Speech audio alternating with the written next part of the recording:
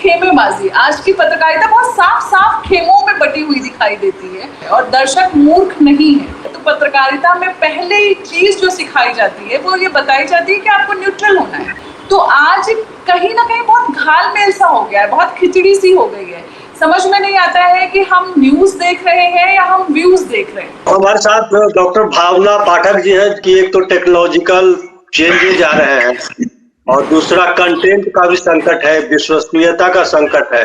तो जो आज का जो दौर टेलीविजन चैनल जो जिस तरह से बदल रहा है या खत्म हो रहा है, उसको आप किस तरह से देखती हैं डॉक्टर भावना पाठक? जी बिल्कुल, मैं संजय सर की बात से सहमत हूँ कि एक तो विश्वसनीयता का सबसे बड़ा संकट है, क्योंकि एक समय में कि आज तक को जिस विश्वास और जिस भरोसे के साथ देखा जाता था, आज वो भरोसा टूट रहा है और दर्शक मूर्ख नहीं है, दर्शक इस चीज़ को समझ रहा है। और सबसे बड़ी चीज़ कि आपकी आइडियोलॉजी कुछ भी हो, लेकिन जब बात पत्रकारिता की होती है तो पत्रकारिता में पहले ही चीज जो सिखाई जाती है वो ये बताई जाती है कि आपको न्यूट्रल होना है। आप अगर रिपोर्टिंग कर रहे हैं तो आप दो पक्षों की बात रख रहे हैं, आप वहां अपने ओपिनियन नहीं रखते हैं। तो फिर अदरवाइज एक न्यूज रिपोर्ट और एक ओपिनियन आर्टिकल, दोनों में बहुत फर्क होता है। तो आज कहीं ना कहीं बहुत घालमेल सा हो गया है, बहुत खिचड़ी सी हो गई है। समझ में नहीं आता है कि हम न्यूज देख रहे हैं या हम व्यूज देख रहे हैं। तो एक तो सबसे बड़ी चीज ये, और दूसरी जो चीज है वो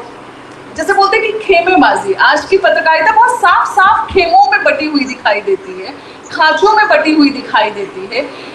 एक है जो आप बिल्कुल कह लें कि जिसको गोदी मीडिया के नाम से जिस तरीके से पब्लिक भी इस बात को स्वीकार कर रही है, और अगर कुछ पत्रकार जो अगर ऐसे मुद्दे उठाते हैं तो उनको किसी भी तरीके से चैनल पर दबाव बनाया जाता है और फिर उन्हें बाहर का रास्ता दिखा दिया जाता है। ये अलग चीज है कि कम से कम वो स्वतंत्र पत्रकारिता कर रहे हैं, लेकिन वो भी उनके लिए उतना आसान नहीं है। जो कर रहे हैं उन्हें पता है कि कितने संघर्षों से जूझना पड़ता है, उन्हें इतना आसान ये सफर दिखाई नहीं देता, बहुत सारी चीजें हैं उसमें। तो इन सब चीजों को देखते हुए ये वाकई में मुझे लग रहा है कि बहुत पत्रकारिता के खुद के लिए बहुत ही कठिनाई का दौर है। हम दर्शकों के लिए तो खैर जो है ही, हम तो ये आलोचना कर ही देते हैं कि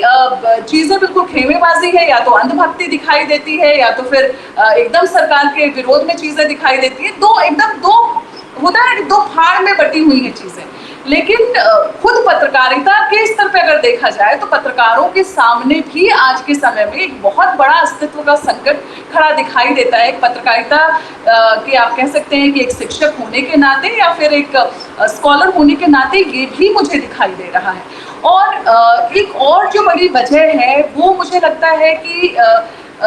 एक तरीके से दर्शकों का ये जो ट्रेडिशनल मीडिया है उससे कहीं ना कहीं डिजिटल मीडिया की तरफ जो शिफ्ट हुआ है, जो ये ट्रांजिशन हुआ है, ये भी एक बड़ी वजह है। अगर हम एंटरटेनमेंट की बात करें तो हम देख रहे हैं कि आज OTT प्लेटफॉर्म्स इतने सारे आ गए हैं कि अब उन्हें इंतज़ार करने की ज़रूरत नहीं है, बल्कि एक क्लिक पे आज उनके पास बेहतर से बेहतर कंटेंट, और सिर्फ अपने देश का ही नहीं बल्कि बहुत अलग अलग भाषाओं का, अलग अलग राष्ट्रों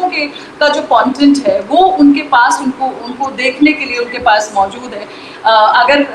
किसी ज़माने में, बल्कि क्योंकि मैं रेडियो से भी जुड़ी रही हूँ, तो अब ये देख रही हूँ कि यहाँ तक कि प्राइवेट FM के सामने भी सर्वाइवल का बहुत बड़ा संकट है। कारण कि किसी दौर में FM स्टेशंस को क्यों पसंद किया जाता था, इसलिए प्राइवेट FM स्टेशंस को पसंद किया जाता था क्योंकि वहाँ पर लोगों को उनकी पसंद के गाने सुनने को मिलते थे। लेकिन अब लोग स्पॉटिफाई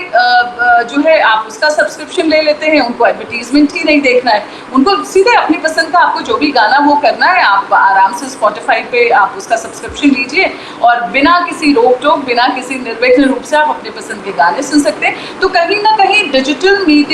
की तरफ जो ट्रांजिशन हुआ है ये भी एक वजह दिखाई देती है। एंड नो डाउट विश्वसनीयता बहुत बड़ा संकट है। और वही 24/7 आप चैनल तो चला रहे हैं, लेकिन सवाल ये उठता है कि इन 24 घंटे में आप दिखा क्या रहे हैं। वही लकीर के फकीर बने एक खबर को जबरदस्ती घसीटते चले जा रहे हैं। और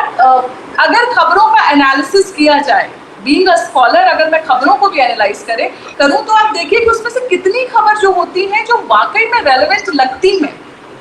कितना मैनिपुलेशन दिखाई देता है, कितना उस खबर के साथ छेड़छाड़ दिखाई देती है, कितनी खबरें ऐसी हैं जो वाकई में रेलेवेंट है। या फिर अगर मैं रिप्रेजेंटेशन की बात करूं तो जितनी भी खबरें दिखाई देती हैं उनमें रिप्रेजेंटेशन किसका है, किनकी खबरें दिखाई देती हैं? गांव के अगर देखा जाए तो खबरें ही नहीं दिखाई देती हैं। तो ये जो सारी चीजें हैं कि कट कॉपी पेस्ट, आज आपके पास बहुत अब यही कहा जा रहा है कि भाई इस डिजिटल मीडिया के साथ भी एक सबसे बड़ा संकट है कि हर जगह आपको वो चीज दिखाई देगी, कोई ग्राउंड पे जाके रिपोर्टिंग नहीं कर रहा है। अगर एक रिपोर्टर कहीं से कुछ खबर लेके आया तो आप देखिएगा कि उसी रिपोर्टर से कहा जाता है भैया तुम अच्छा वहां गए थे, कवरेज किया क्या, जरा वो खबर हमें भी दे देना। तो वही शॉट्स, वही चीजें, वही एंगल, जबकि ये चीज हमें कही जाती है कि ठीक है एक खबर हो सकती है पर उस खबर के एंगल्स अलग अलग हो सकते हैं, लेकिन यहाँ पर तो एंगल्स पे भी मेहनत नहीं करना चाहते लोग।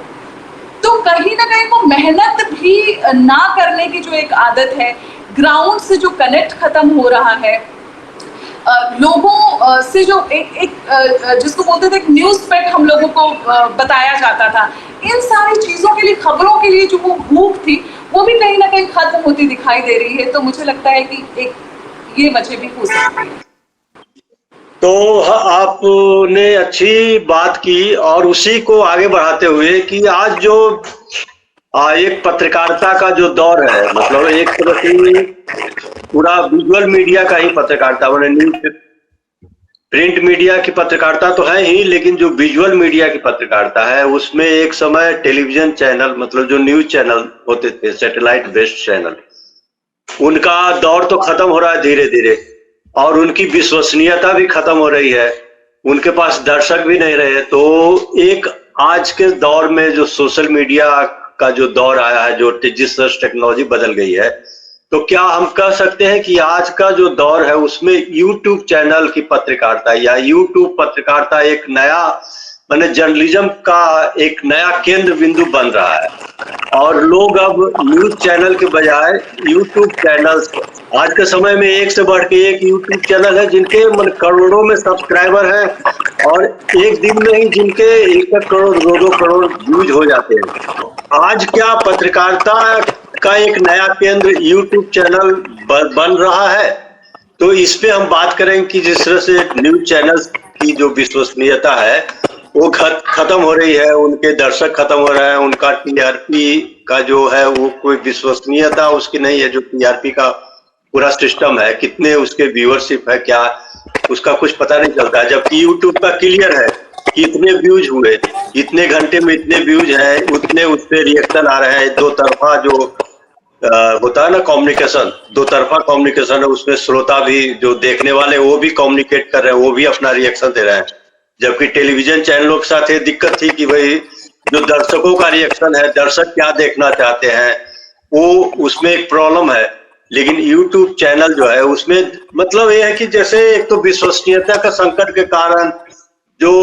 न्यूज चैनल में एक ही खबर को बार बार दिखाना या अपना एक एजेंडा सेट करके दिखाते रहना है खबरों को या विश्लेषण को,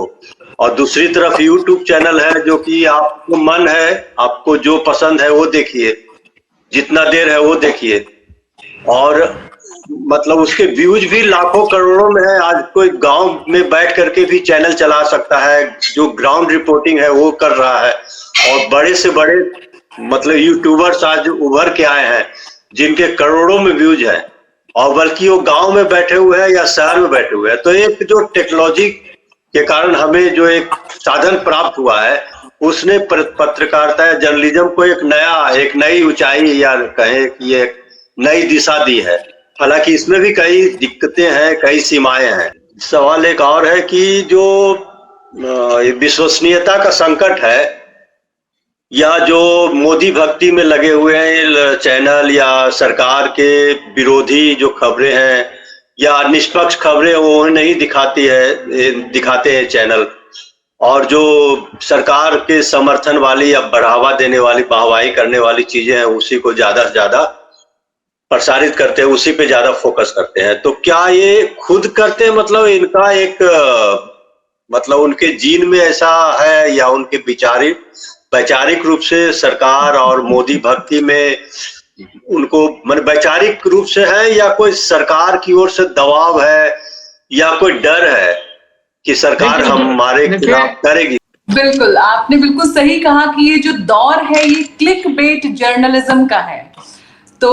जितने ज्यादा सेंसेशनल आप होंगे उतना ज्यादा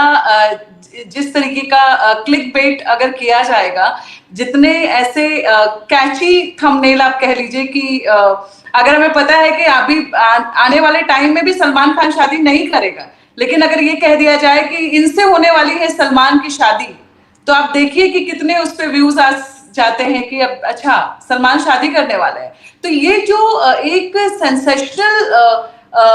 जो एक क्रिएशन है, और ये चीज आप देखिए बिना सर, कारण ये है कि बिल्कुल सही कहा सर ने कि अब अगर आप YouTube, नो डाउट अपार संभावनाएं हैं, लेकिन सवाल फिर एक रेवेन्यू जनरेशन वाला होता है कि आखिर उनके सामने भी सबसे बड़ा जो चैलेंज है वो है रेवेन्यू मॉडल का, कि किस तरीके से वो सरवाइव करेंगे। तो ये एक बहुत बड़ा चैलेंज तो है ही। और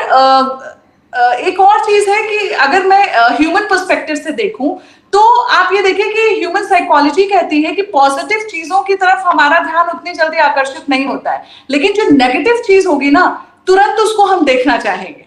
तो एक ये भी कारण है कि अगर साइकोलॉजिकल पर्सपेक्टिव से भी देखें तो जो अच्छी चीजें होंगी, अगर मैं डेवलपमेंट रिपोर्टिंग की बात करूं तो मुझे बताएं कि कितने अखबार या कितने ऐसे चैनल्स हैं जो डेवलपमेंटल रिपोर्टिंग को स्पेस देते हैं या इसके बारे में बात करते हैं, क्योंकि डेवलपमेंट रिपोर्टिंग एक प्रोसेस है और प्रोसेस में वक्त लगता है। उसमें हो सकता है कुछ सरकार अच्छा भी कर रही हो, तो अगर बुरा भी कर रही है वो भी बताना है, अच्छा भी कर रही है यही बताना है। तो एक तरीके से पत्रकारिता तो दो धारी तलवार तो है ही। तो आपको सरकार अगर आपने जनता की बात रखी तो कहीं ना कहीं आप सरकार से विमुख हो रहे हैं, और अगर आप सरकार की तरफ हो रहे हैं तो आप जनता से विमुख हो रहे हैं। तो न्यूट्रलिटी कहने के लिए जितना आसान है, दरअसल उतना ही न्यूट्रल होना उतना ही बड़ा मुश्किल है। हम कहते हैं समभाव, कहाँ पाता है समभाव? कहीं पे भी आप देख लीजिए, कभी क्षेत्रीयता हावी हो जाएगी, कभी जाति हावी हो जाएगी, कहीं ना कहीं कुछ तो एक चीज रहती है, किसी ना किसी एक चीज के लिए तो एक सॉफ्ट कॉर्नर होता ही है हमारे मन में। तो ये समभाव जितना आसान है उतना हो नहीं पाता है। और यकीनन मुझे लगता है कि कहीं ना कहीं ये जो डिजिटल प्लेटफॉर्म्स हैं, एक इससे उम्मीद जो मैं देख रही हूँ वो मैं देख रही हूँ नागरिक पत्रकारिता की। अगर नागरिकों को सही ढंग से ट्रेन किया जाए और उनको बताया जाए, क्योंकि पत्रकारिता हर किसी के बस की बात नहीं है। मतलब अगर आपके पास फोन है और इंटरनेट है और आप सोचें कि हर कोई पत्रकार बन गया है, तो सिर्फ इवेंट को कवर कर लेना या कहीं कोई घटना हो रही है तो वो पत्रकारिता नहीं है। तो उसके क्या परिणाम हो सकते हैं, दूरगामी परिणामों के बारे में। तो इसके लिए अगर सिटीजन जो जर्नलिस्ट हैं उनको ट्रेन किया जाए, और जो अनुभवी पत्रकार हैं, जो मीडिया कर्मी हैं जिन्होंने ऑलरेडी इसमें काम किया हुआ है, अगर वो मिलके ऐसे जो लोग हैं जो करना चाहते हैं, और तभी हमें लगता है कि मुझे एक और चीज इसमें संभावना दिखती है, वो है कम्युनिटी मीडिया की। कि डिजिटल मीडिया या सोशल मीडिया दरअसल कम्युनिटी की आवाज बनकर भी मुखरित हो सकता है। तो उसमें किसी एक का वर्चस्व ना हो, जब पूरी सहभागिता की बात होगी, जब कम्युनिटी आगे आएगी, किसी एक की ओनरशिप की या किसी एक की दादागिरी की बात नहीं कर रहे हैं, जहां पर कम्युनिटी चीजों को ओन करती है वहां पर चीजें बेहतर होती है। क्योंकि वहां पर दरअसल सच मायने में कहा जाए तो एक तरीके से आपका विचारों का लोकतांत्रिकरण होता है, विकेंद्रीकरण होता है। तो जितनी ज्यादा केंद्रीयता होती चली जाती है, तानाशाही शायद उतनी ज्यादा बढ़ती चली जाती है। तो सिटीजन जर्नलिज्म को मैं बड़ी एक उम्मीद की निगाह से देख रही हूँ, और अगर इस तरीके से जो अनुभवी पत्रकार हैं वो सामने आते हैं, एकजुट होते हैं और लोगों को ट्रेन करते हैं, तो कहीं ना कहीं हम ये सोशल मीडिया प्लेटफॉर्म्स को बेहतर ढंग से देख पाएंगे। और नो डाउट एल्गोरिदम काम करता है, पर यही सवाल ये भी उठता है कि सरकार कितना दबाएगी। कितने चीजों को, भाई कोविड के टाइम पे खबरें नहीं दिखाई गई थी किसी चैनल में कि क्या हश्र हो रहा है लोगों का, ये सोशल मीडिया ही था जिसकी वजह से हमें पता चला कि उस जो लोग शहरों में, जो गांवों के लोग आए थे और किस तरीके से उनको ना तो वहां खाना मिल रहा था, ना कोई जाने की सुविधा थी, पटरियों पे हमने देखा कैसे रोटियां बिखरी हुई थी, तो ये सोशल मीडिया ने ही उसको कवर किया था। तो इसमें मुझे उम्मीद भी दिखाई देती है, बशर्ते बहुत कठिनाइयां तो हैं, कठिनाइयां तो हर क्षेत्र में हैं, तो चुनौतियां तो हैं, उन चुनौतियों को स्वीकार भी करना पड़ेगा, पर शायद आप और हम जैसे लोग अगर एकजुट होते हैं और इस तरीके से एक साथ आते हैं, और कम्युनिटी की वही है, उनकी बात है, बस उनको बताने की जरूरत है। कई बार जैसे अभी हम अगर बात करें कि लोग भरे बैठे हैं सर, लोगों को कष्ट है, लोगों को तकलीफ है, और हम चीजों को देख रहे हैं कि किस तरीके से चीजें हो रही हैं, बस पर वही है कि कोई एक रहनुमा बन के ना आए। मैं किसी एक के रहनुमा बनने के खिलाफ हूं। मेरा ये मानना है कि ये जागरूकता कम्युनिटी स्तर पे होना चाहिए और लोगों को आगे आना चाहिए। तो जब लोग आगे आएंगे, लोग अपनी चीजों को समझेंगे, लोग अपनी जिम्मेदारियों को समझेंगे, तो शायद तस्वीर कुछ और होगी। एक पॉइंट और उठाना चाह रही, जैसे अभी आपने कहा कि जितने भी टीवी चैनल्स हो या अखबार हो, सबको यूट्यूब या सोशल मीडिया प्लेटफॉर्म पे आना पड़ रहा है, लेकिन क्योंकि मैं भास्कर को काफी करीब से मतलब उसकी वर्किंग को देखा हुआ है, और क्योंकि मेरे हस्बैंड खुद उसमें काम कर रहे हैं, तो मैं किसी चैनल को प्रमोट नहीं कर रही हूँ, लेकिन उनका अपना जो न्यूज एप्लीकेशन है, मोबाइल एप्लीकेशन है, वो किसी सोशल मीडिया प्लेटफॉर्म पे नहीं है, उन्होंने अपना खुद का एक एप्लीकेशन जो है डेवलप किया है कि अगर आपको खबरें चाहिए तो आपको उनका जो एप्लीकेशन है उसको डाउनलोड करना पड़ेगा। तो अगर आप बेहतर ढंग से मेहनत से काम करते हैं, नो डाउट एक बहुत बड़ा ग्रुप है, उनके लिए ये चीजें आसान भी होंगी, पर इतना आसान भी नहीं था, क्योंकि मैं चीजें देख रही हूँ कि क्या वो लोग भी चैलेंजेस फेस करते हैं, पर वो सोशल मीडिया पे अपनी खबरों को नहीं डालते हैं पूरी तरीके से। आपको कहीं ना कहीं उनका आके उनके एप्लीकेशन को सब्सक्राइब करना पड़ता है। तो हमारे यहाँ पर अगर हमें विश्वसनीय खबर चाहिए तो हम उसके लिए पे क्यों नहीं कर सकते हैं? हम क्यों नहीं सब्सक्रिप्शन वाली चीजों को, तो ये हमें करना पड़ेगा।